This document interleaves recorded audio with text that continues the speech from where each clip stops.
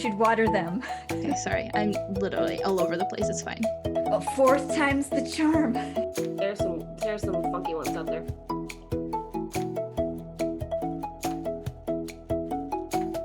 Hey there, we're the Reading Queens, and we're here to blab about our favorite books, why we love them, and the book boyfriends we wish were real. Welcome, I'm Valia, and today I'm joined by three of our awesome queens. Ladies, please say hello. Hi, I'm Joanna. Hi, I'm Kristin. Hi, I'm Stacey. And I'm very excited about this episode because if you guys have been following us, you know this is our trope episode. So yeah, I'm excited. But before that, how's everybody doing? How's life? What's happening? I have to tell a story. Okay, Joanna, take it away. All right, so I have to set up the scene first. So Saturday, it was my husband's birthday, and we were supposed to take the kids to this local amusement park that we have season passes to. That it was supposed to be the opening day, but it was raining, like pouring rain, so it kind of killed our plans. So my 7-year-old, he badly needed a haircut. He's got this like thick, really, really curly hair, and it's picture day today. We're recording on a Monday. And so I needed his hair to be cut before picture day. So I asked my husband to just run him out to go get his hair cut really quick.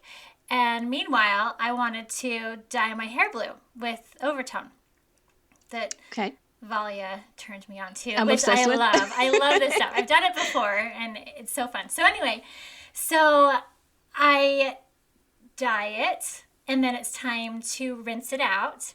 And I had used this clip in my hair to like hold it up so it wouldn't get all over my clothes and stuff. And so I took the clip off and I stuck it in the sink, and I started like filling up the sink for it to soak to get all the blue stuff off of it while I was rinsing my hair off in the tub. But I forgot to put the glove back on as I'm rinsing out my hair. Oh. So I turned my hand blue. It's back to normal now. And my husband keeps calling, like while I'm like trying to rinse out my hair. And he keeps calling and keeps calling. And finally I'm finished rinsing out my hair, and I stand up, and the bathroom is just flooded because I forgot to turn the sink off that I had filling up. And my husband kept calling. So between the water in the tub and the phone ringing and my head like in the tub, I didn't hear it, and it like totally flooded my bathroom. So I flooded my bathroom, and I turned to my hand blue on Saturday. That was my weekend. Oh no. That sounds like one of those scenes in a romantic comedy, you know, where like everything is going wrong.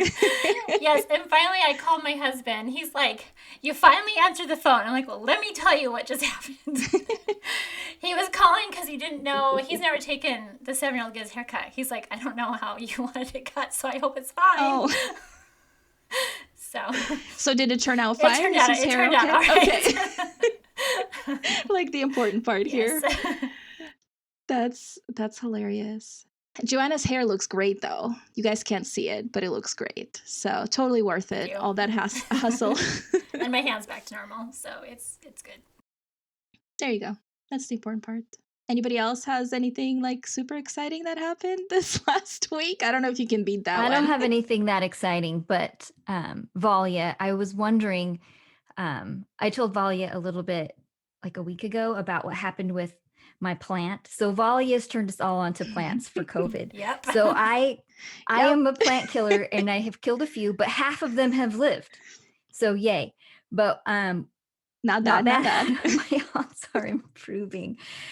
But I bought an air plant because I thought they were really easy. Valia, will you tell everybody what an air plant is? Yeah, I think we talked about this on one of the other episodes, but it's basically a plant that does not need soil to live. They're like these creature-looking things. I don't know how else to explain it. Like if you just look at them from afar, they look like little creatures. Yeah, but they don't need soil to live, so they survive by being like, you know, misted and then soaked once a week or so in water, and in their tropical place where they live, they just attach themselves to like trees and stuff like that by being who they are. I don't know. They're super cool, and I love them. Well, I've always heard air plants are super easy, so I got one in one of my plant orders, and I put it in like a glass container, And then it's been about 11 months since I bought it, because I think I bought it in April of 2020. And so then Valia is talking about how she's soaking her air plants just in passing. And I was like, wait, what? I think I posted a story or something of them all being in one, like a pool of water. And you were like, what are you doing? Yeah, so apparently my air plant's super dead. Because you're supposed to still water your air plants. They don't just live off of air. Which I thought was the funniest thing on the planet. I didn't know. So anybody who does air plants who's like a plant killer like me, you've been warned. Air plants have to be watered. This is seriously still one of my favorite stories, and I love that Kristin is okay with me telling people, because it just makes me so happy. You can become an expert at anything, right? And you can start from zero. I went from 100% death rate to 50%. So there is room for growth for everyone. That's fantastic. Yes. Basically. So yeah, I love that. So that's what I've got going on. Need to do some plant throw out. Plant cleanup. Probably. Yeah. I'm not very good with plants either, but I haven't tried that hard. I have one plant. In the whole house, you have one plant? You could get an air plant. What plant is? I have a pot that Abby got me for Christmas that I have not put anything in yet. I need to put a succulent in it, but it's cute. And the pot I have killed 100% of my succulents ever. Yes. They're They're not. Yeah, that's a lie. I kill succulents. That scares me. Yes, I think you should get a fake plant. Well, now you're gonna scare me. Stacey. That's what I do that think. too. Maybe I should do that. Just get a few fake ones that look really real. They've gotten really good at their fake plant game. Like, they look legit. So that's what my mom does. Yeah, I've got fake flowers in the house. So one real what kind of plant is it? I don't remember anymore. I got it from Lowe's, and I saw at the time. You could send Valia a picture. I do that. That's what I do. Valia, what is this? Yes. It used to have a flower on the end of it, a little white. Is it a lily? Flower at the end of it, and it hasn't had a flower in not a lily, maybe a calla lily, like peace lilies. They sell those at Lowe's. But there has not been a flower on it in 6 months. Well, I mean, it was winter time. It's just been green. So that makes sense. That's really funny. I know I'm slowly going through my plants and cleaning them up, because it's like that whole March to May time is when you kind of replant your plants and start giving them food and stuff like that. So I've been slowly making my way through, and one of my plants right now has a little flower on it that I didn't think was gonna flower. It's a string of dolphins, which is a semi-succulent, and I kill succulents, so the fact that it's still alive and is giving me a flower is like a miracle. Anyway, we could talk about this forever, but maybe we should just talk about our actual episode for today, which is a trope that is, I don't know, it's going to be an interesting discussion, I feel like, because I don't think any of us really truly enjoy it. Stacey, do you? Stacey does. Okay, so that's perfect. Yeah, which is I love. I mean, I don't hate it. That's the thing. It's like I don't hate it, but it has to be very specific. So for those of you who are new to our show, each week we pick a book with a specific trope without telling you what it is, and then the following week we talk about it. And so this is our talk about it week, which I'm excited. And yeah, let's just get into it. Okay. So our trope for this week is anti-heroes. Yay! So anti-heroes are really fun for me. I think they're fun, but not everyone was into them. I know, Kristin, you said you did some research on what an anti-hero is. Yes, before I wanted to pick out my book and do, thinking on it, I wanted to find out a little bit more about what other people consider to be an anti-hero, to make sure that I was on the right page with the masses. So and what I came up with is I made a list, and then they break them down into 3 different categories. So an anti-hero is usually, and there's always the exception, but usually a complex character, cynical, and I think cynical is a big one, defies laws and moral standards, and you could insert of that society, has good intentions, has identifiable imperfections, internal struggle, is a realist, shows little to no remorse for bad actions, and has unorthodox methods. So if you think about anti-heroes, they will have a lot of those characteristics, maybe not all of them, but quite a few. And then they have 3 different categories, and they have the practical rebel, which follows the classic hero's journey, but will cross moral lines for the greater good. And then the immoral, which is driven by self-interest with a cynical worldview, but his interests are still good in some way.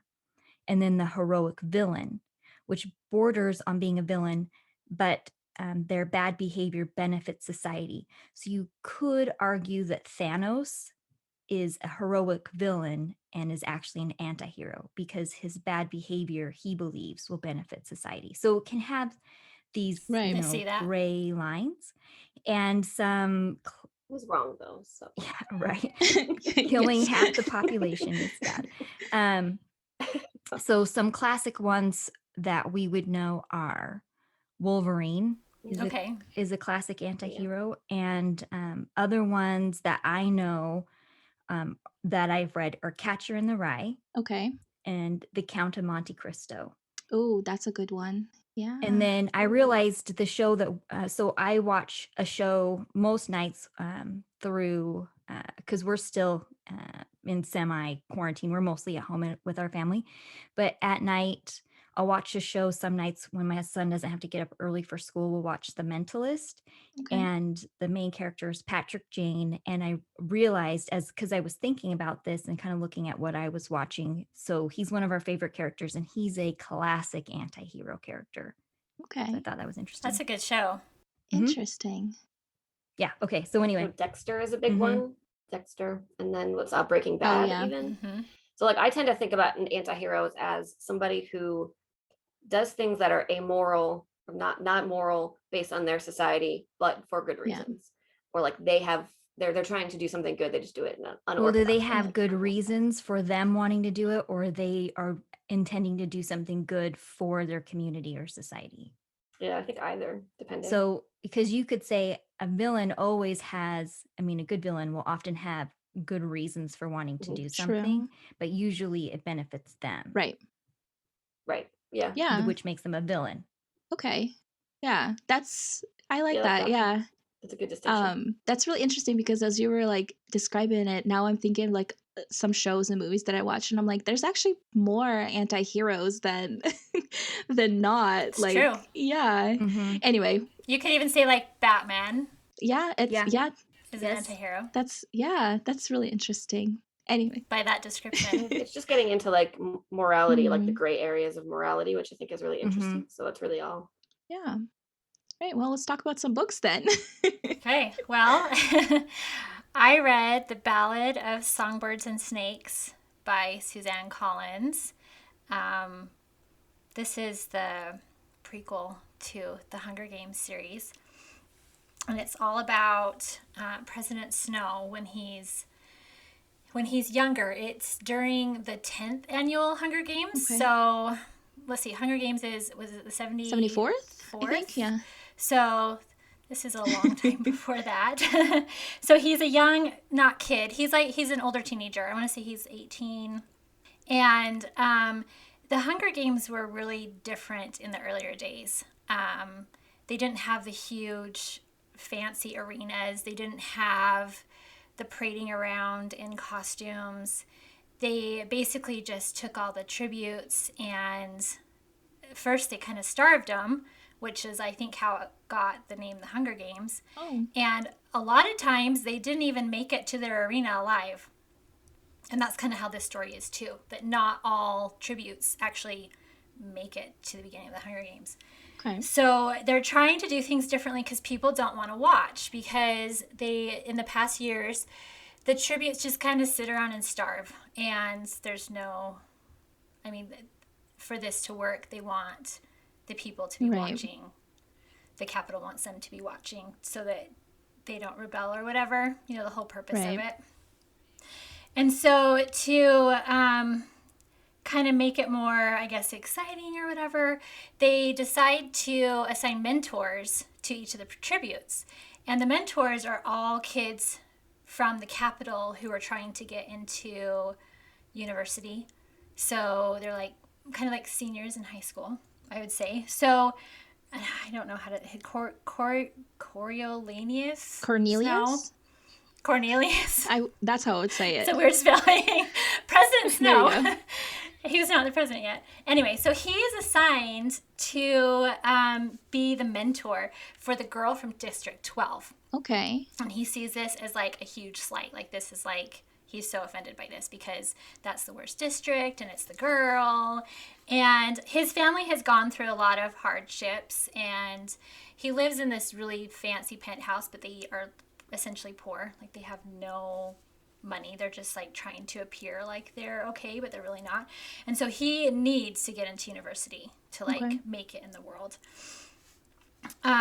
So even though he's like the protagonist of this story, he's definitely an anti-hero, because everything that he does that is good or noble, it's usually an accident, or he like has ulterior motives. Like there's a few things that happen that he's just praised for, and he's like, oh yeah, I did that on purpose, but really it was an accident. He didn't do it on purpose.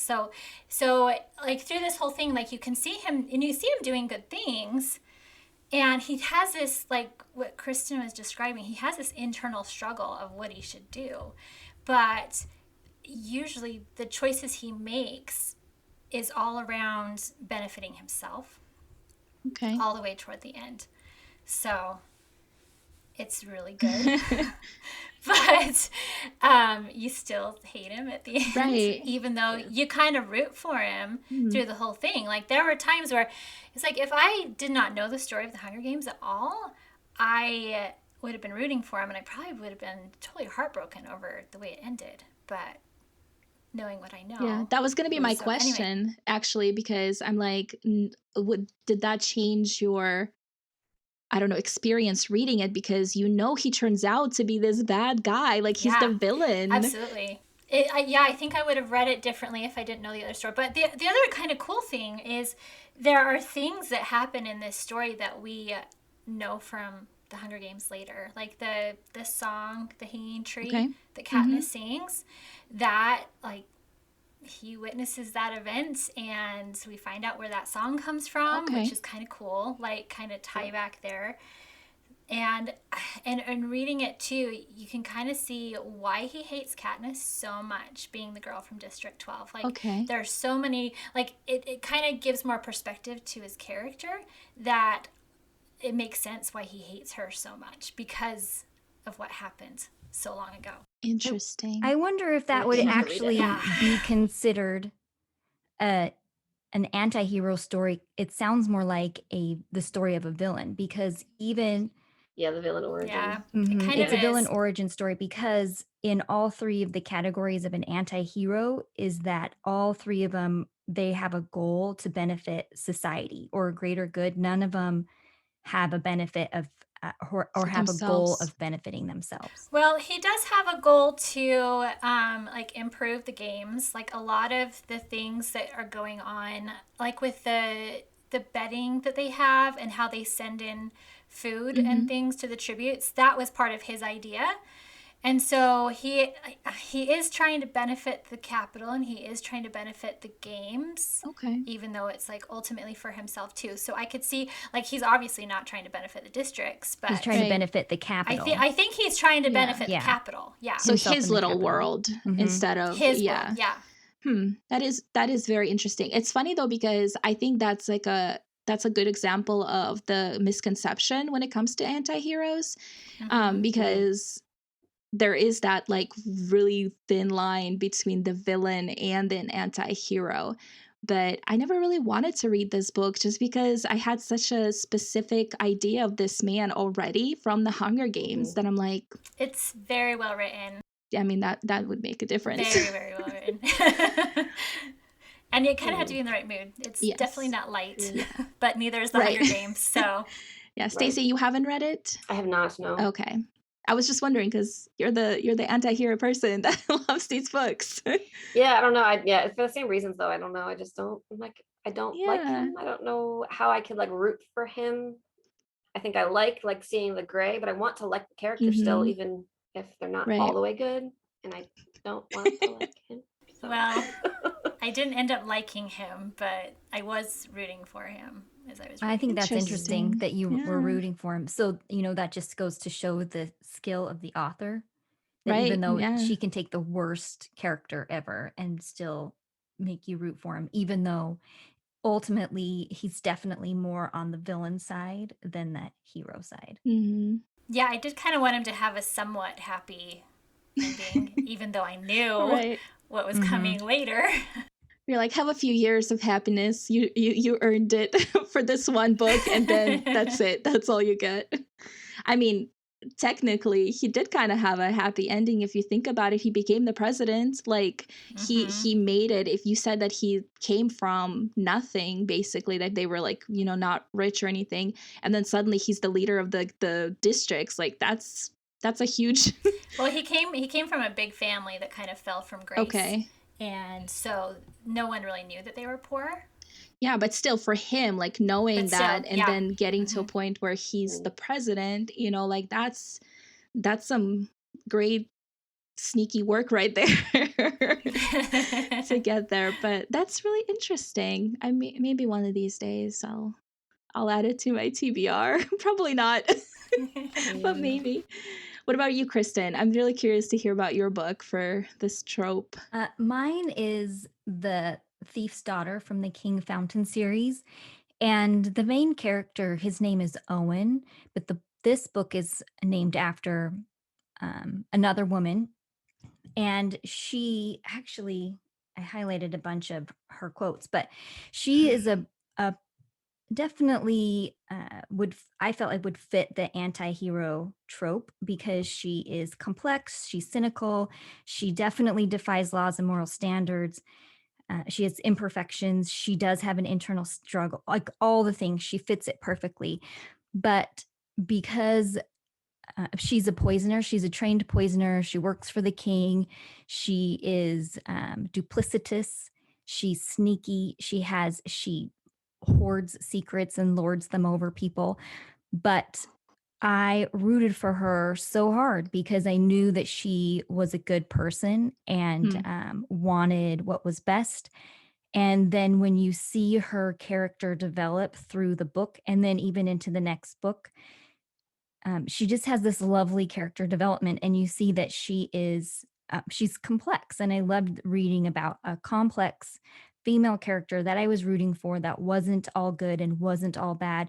But at the end of the day, she fought for things that I was behind. What can you tell us, like what the book is about a little more without like giving away spoilers? Because you said it's book 2, right? So yeah, so it's basically it's the King Fountain series, and it is real similar to Game of Thrones. It's actually based on the same historical records. And but it's more of a PG version, so it's family friendly. There's way less child abuse and assault. That is a part of the story, but it's very much in the background and tactfully I guess handled. Thank you. Tactfully handled. So that it feels like a real story and things that would have happened without dragging the reader through the grit. Okay.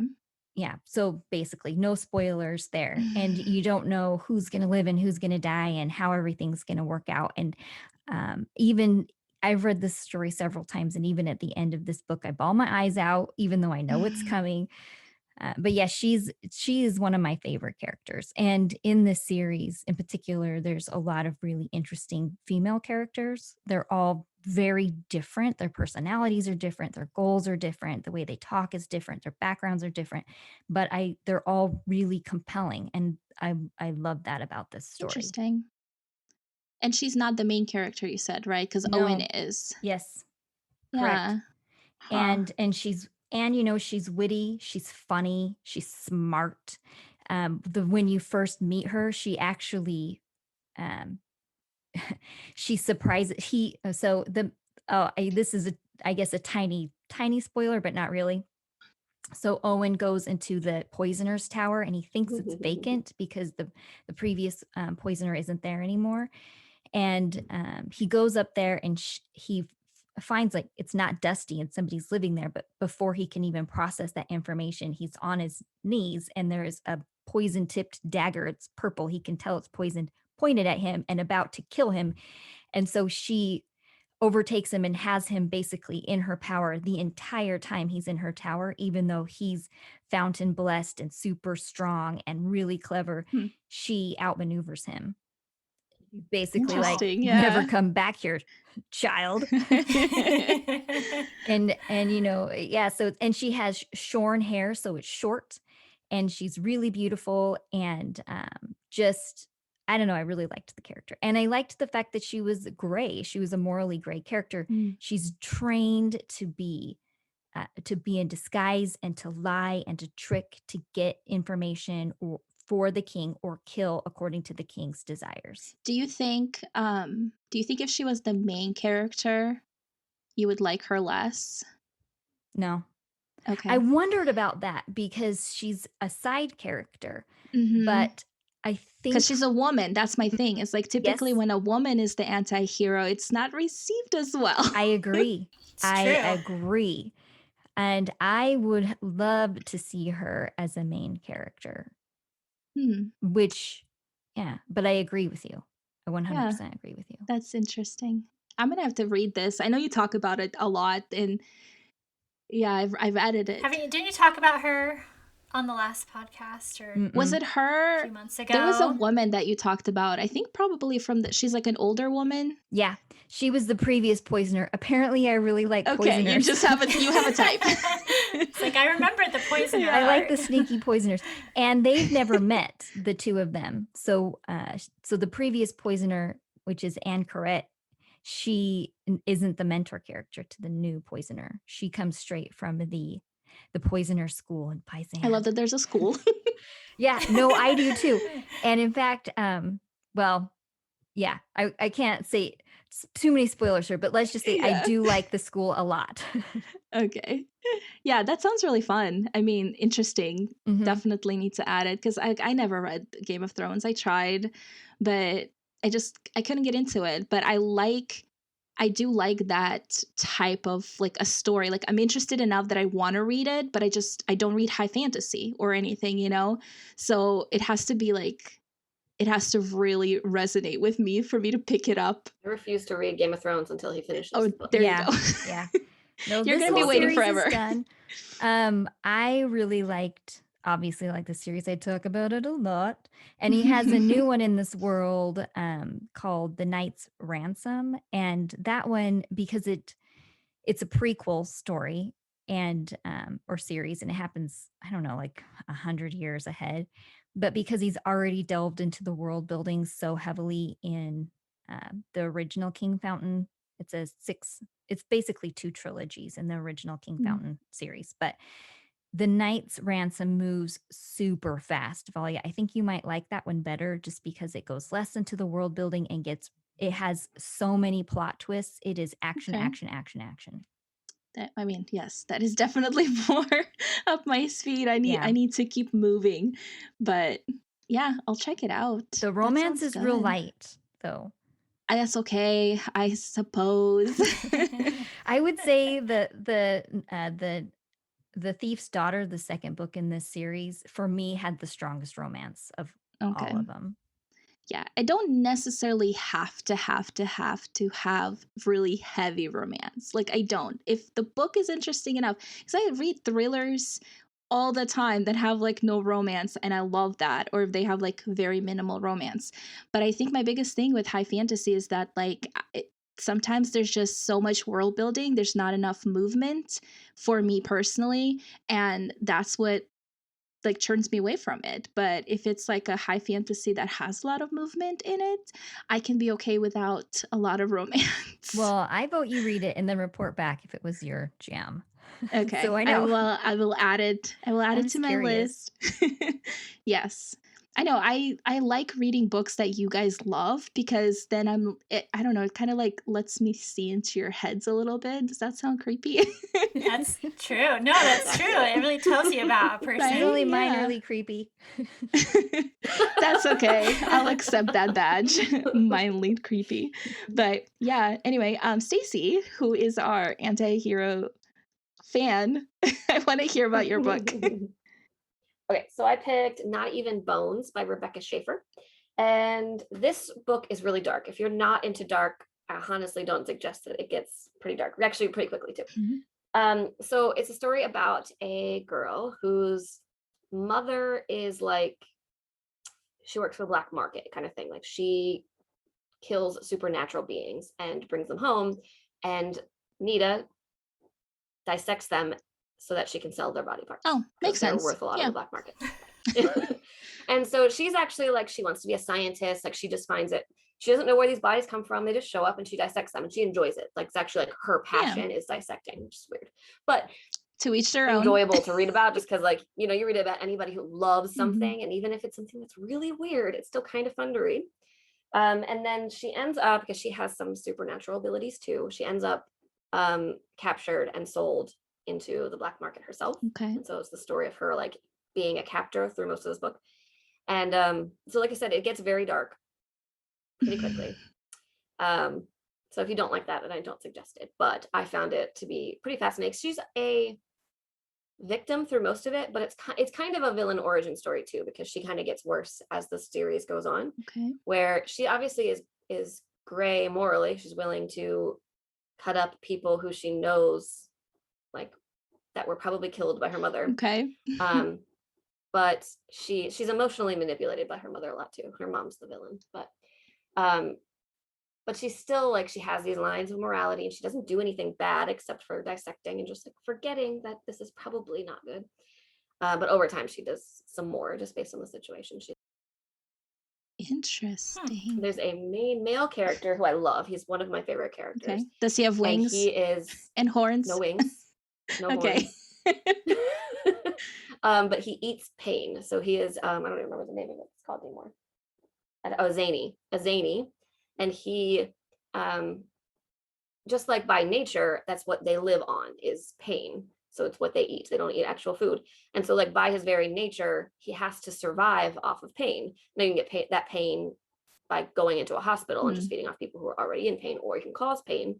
And these creatures are 100% illegal to exist. This is a world where supernatural beings are out in the open. And there's a few that are considered to be like just bad, just by nature. And they're one of them. So he is illegal just to exist.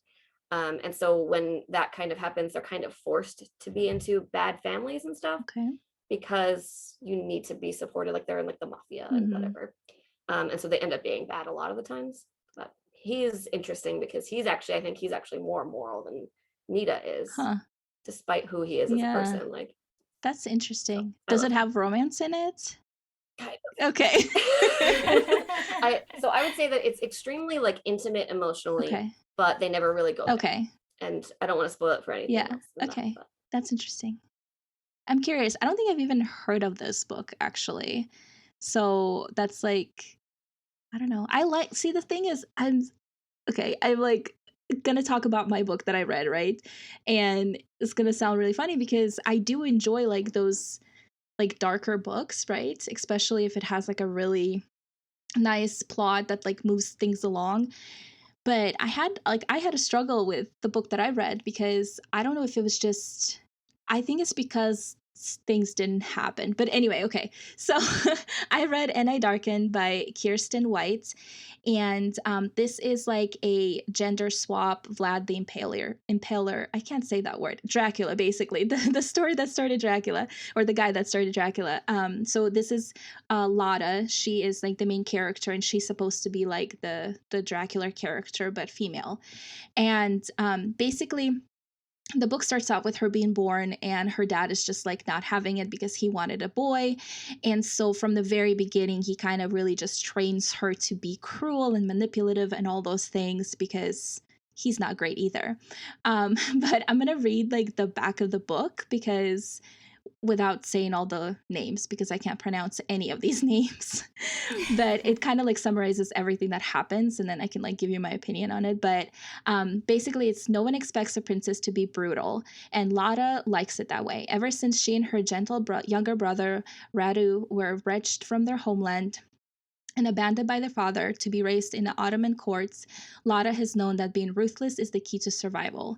She and Radu are doomed to act as pawns in a vicious game, an unseen sword hovering over their every move. For the lineage that makes them special also makes them targets. That's like the first paragraph of it. And basically, the whole book is them just being moved from one place to the other. And I just felt like nothing happened. But it was just really hard for me to like her as a character. And I think like when I mentioned that, you know, she's a woman and like if this was a guy doing it, I think I would just call him a villain. But because it was her and she was like trying to kind of like protect her brother. And then also she wanted to protect her land that she's been trying to get back to and rule. Like those parts make her a little bit more likable, I guess you can say. But it is pretty dark. I do have to say that, which very much surprised me because it is like 12 and up when the description. And I'm like, if I had a 12-year-old, I wouldn't let them read this. Because there's just. I have a question. Uh-huh. I know I'm interrupting. No, you're fine. So when her goal is to help her land, is it because she wants to protect her people or she wants to protect her legacy? So I think personally, because I didn't read the other two books, I think it's a selfish desire. So that's why I keep thinking like she's more of a villain than a anti-hero. But then at the same time, it's kind of like the whole feeling that I got with Jude from The Cruel Prince, where like she did a lot of stuff, but she did it to protect her family. So you like understood her. And so with Lada, it was kind of the same thing. Like she, like her younger brother gets put, like kind of just is in this place where he doesn't feel safe ever, right? And so she like tries to, you know, help provide a safe space for him. So she does everything she can for that.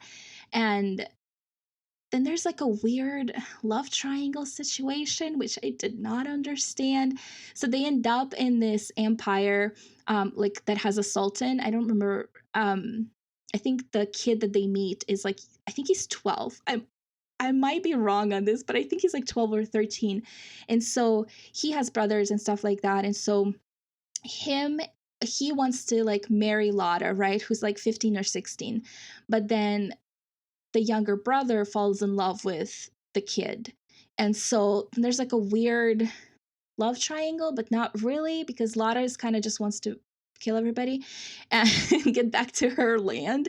I don't know. It's like it was such a long book, and I felt like not a lot of things happened for me to be like, yay, like go get him, Lada, woohoo, you know. And I don't know if it's just because this book didn't work with like my mindset, like would I liked it better if I was in a different mood when I read it, or is just because she's more of a villain than an anti-hero, because that's like when you said that, that's like all I kept thinking.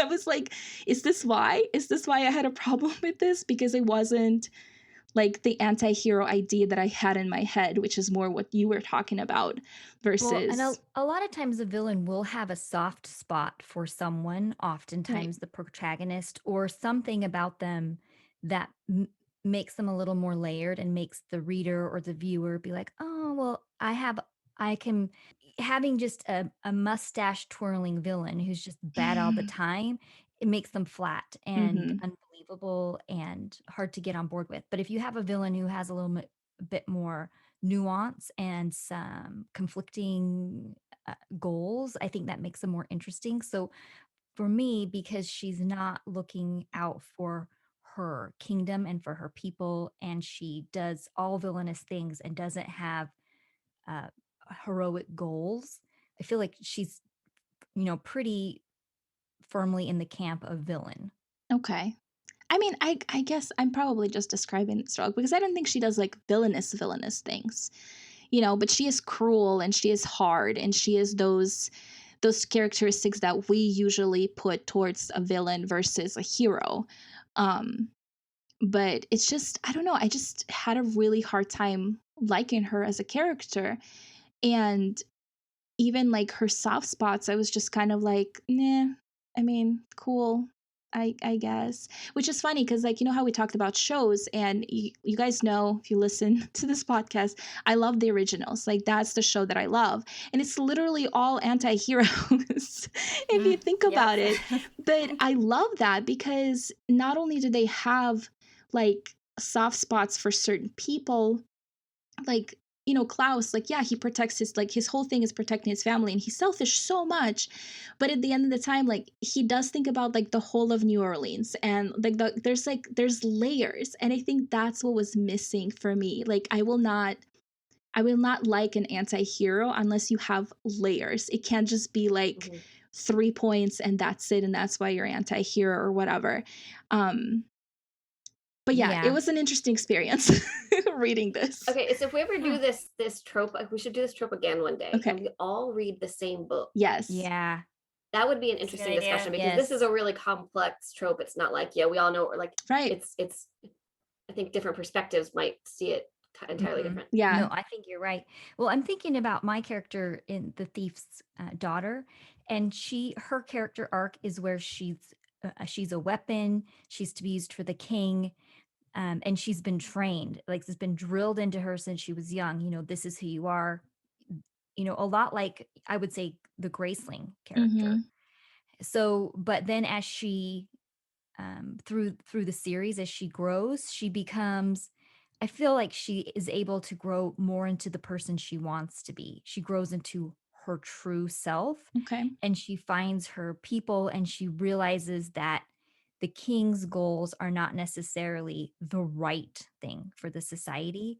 And so then she starts making decisions, not necessarily going against the king, but trying to realign those to be better for the people, which I feel firmly puts her in the anti-hero category, because she's gray and she will do all the bad things, but her goal is to make sure that they have good leaders who are looking out for the people, and that she is not hurting people, you know, no collateral damage. And she's thinking about those things become really important to her, and her loyalty and her friendships become really important to her. And I feel like, you know, those are the kinds of things that we look for in the anti-hero part of the anti-hero.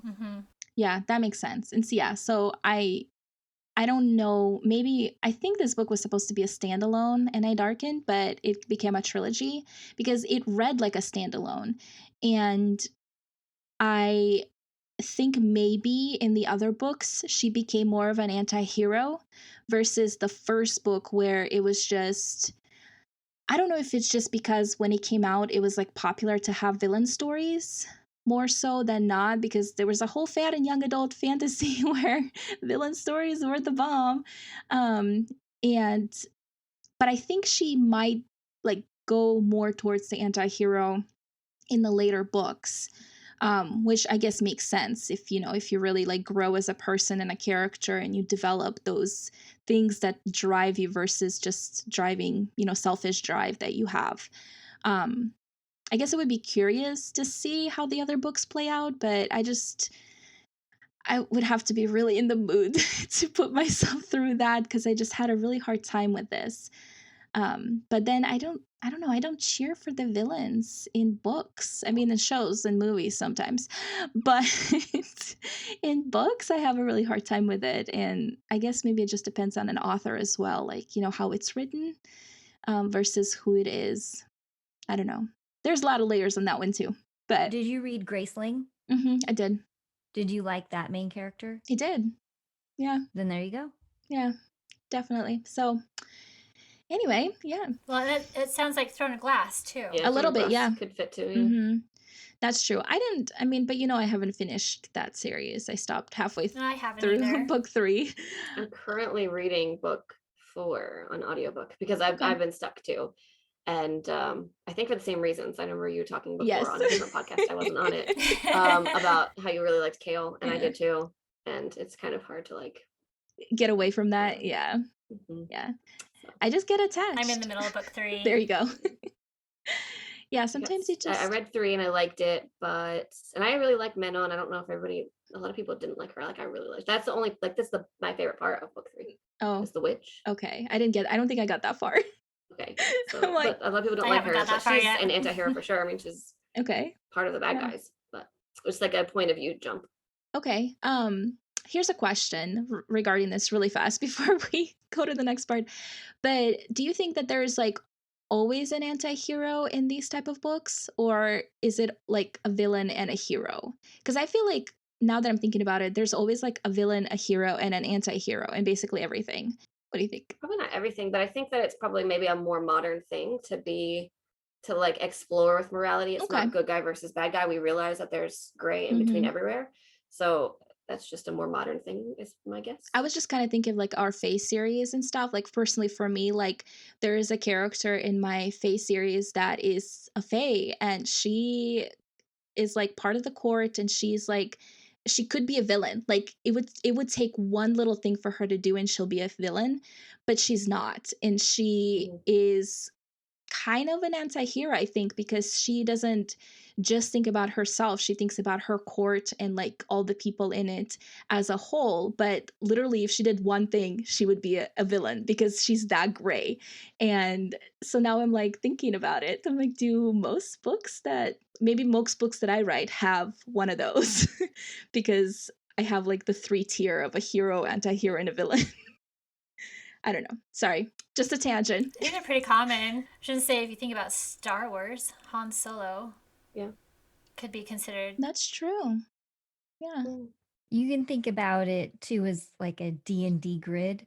So who's, lawful neutral and who's lawful good, yeah. lawful evil. And you can kind of do a grade scale on that too. And it doesn't necessarily totally coincide with hero, villain, anti-hero, but you can layer that on top and have that be part of your analysis tool for characters. Yeah, I love thinking this stuff. It's like such a nerdy thing, but I like just love taking apart like characters and like morality and like all that stuff. Anyway, I feel like I need to analyze my brain and figure out why I like anti-heroes so much, because I do, and I actually write them a lot. I was like thinking about it. I don't write super dark anti-heroes, but like the morally gray, like they don't. So most of my books have somebody at least. I think it's worth exploring, because who is perfect and who is totally evil on the planet? Nobody. So we're all gray characters. So exploring morally gray characters and writing them and reading them and discussing them and seeing that there's all these different shades of characters is just really interesting, and I enjoy talking about it. Yeah. It's been a fun discussion. Definitely. I like that. We do have other books that you guys can check out if you are, if anti-heroes is your jam. You can check out other books that, we have. Stacey, you had one, right, that you want to talk about? Yeah, so I was going to suggest The Bridge Kingdom. I don't remember the author name. I think Danielle Jensen, I think. Sounds right. Yeah. That one was interesting because so the very first scene is super... it went a place I didn't expect to. Nice. But it's a romance, and it's like an enemies to lovers, like forced marriage thing. But she is going in to be a spy for her father, who's not a good guy, and so it's interesting to see to watch her perspective and as that changes over time. Okay. What book is that? The Bridge Kingdom. Okay. Yeah, I actually have that on my TBR because that whole enemies to lovers forced marriage thing. I do like that. Joanna, you had a book that... Well, there's a series, The Twisted Kingdoms by Frost K. It's a Snow White retelling. Oh, nice. Oh, I didn't know that. Yeah, there's I feel like there's a lot of potential there for anti-heroes. Yes. Yeah. Kristin, what about you? You had a book, right? Gods of Men by Barbara Kloss. Okay, is that a standalone or a series? Series. The third book in the series is being written right now. Hopefully it will be out in 2021 at some point. some point Your this rate's year. kind of slow. The last one took a while. I've been dying for it, but Yeah, they're so really hopefully it comes out good. soon, But she's like me. We're slow writers. That's okay. Yeah, exactly. That's okay. I love that book. Gods of Men is one of my favorite indie books, I think. Oh, I love that. Cool. Did you know she has an Etsy page, and so you can go in and buy a special box with her book, and there's like bookish things and swags and teas that you can have put in the book, like the book box. I think it's really I'll have to look it up. That is That's cool. Yeah. That's awesome. Well, you guys can find any of these books in either a bookshop page or Amazon book club page. I'll leave all the links to the shop and the website and in the show notes and description. So we should also include, I just thought of it, so Not Even Bones has a webtoon too. Oh, which okay. is cool. That is cool. I'll find a link for that and I'll stick it in the link description and stuff like that too. So you guys have a place to go in case you want any of these books. And if you do read these books, we would love to hear your opinions on them. So reach out to us on Instagram at Reading Queens Pod, or you can also leave us voice messages actually on Anchor if that's a thing that you want to do. Give it a try. We are definitely really people can call in and leave voice messages. Yes, it's a thing, and I'm like so excited about it, and I really want people to just send us voice messages now. They should send us questions and we'll answer them.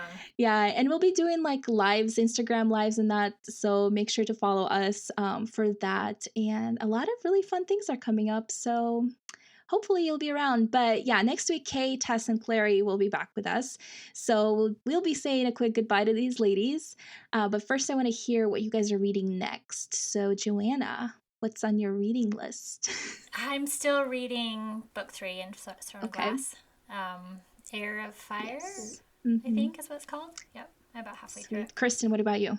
I am a judge for a young writers contest in Oregon, and so I'm going to be reading 19 short stories over the next like 10 days. You love those. and I'll be scoring them, and I'm super excited because it's always fun to write or read what young people are writing because they're fresh and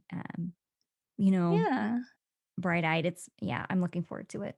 That is really fun. Stacey, what about you? So I'm currently trying to get through Queen of Shadows, the 4th book in the Throne of Glass series.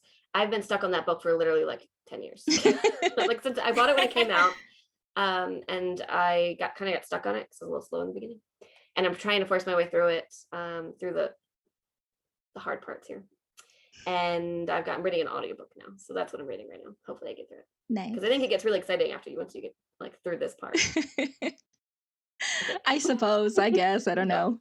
According to everyone else, like it gets fantastic at this point, so hopefully. Well, you let us know.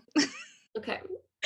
And I don't know what I'm reading. I'm actually in the middle of like 3 cozy mystery books right now. So I'm hoping to at least finish one of them, but I've been doing a lot of like home renovations, not really renovations. So I've been doing a lot of like manual labor, and so I haven't been reading as much. But 3 different cozy mysteries because that's my comfort read right now. So just going through them. But yeah, thank you for listening to the Reading Queens. Before you go, please take a moment to leave us a review and follow us on your favorite podcast platform. We greatly appreciate it. And then stay tuned for next week. Happy reading. Bye. Bye. Bye.